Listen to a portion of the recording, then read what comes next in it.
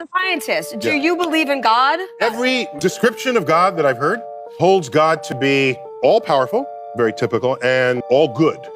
And then I look around and I see a tsunami that killed 250,000 people in Indonesia, an earthquake that killed 250,000 people in Haiti. And I see earthquakes and tornadoes and disease, childhood leukemia. And I see all of this and I say, I do not see evidence of both of those being true simultaneously.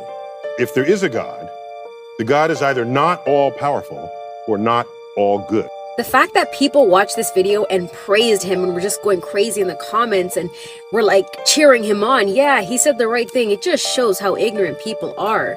My people perish for a lack of knowledge, God says in the Bible. The presence of evil in the world is not evidence for the absence of God, nor is it evidence for an evil God.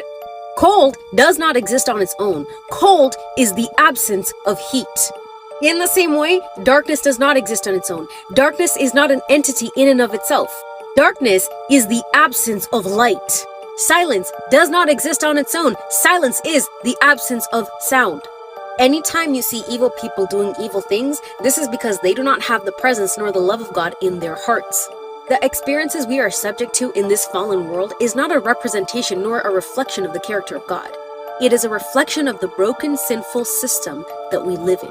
The Bible also talks about our enemy, the devil, who walks around like a roaring lion seeking for someone to devour.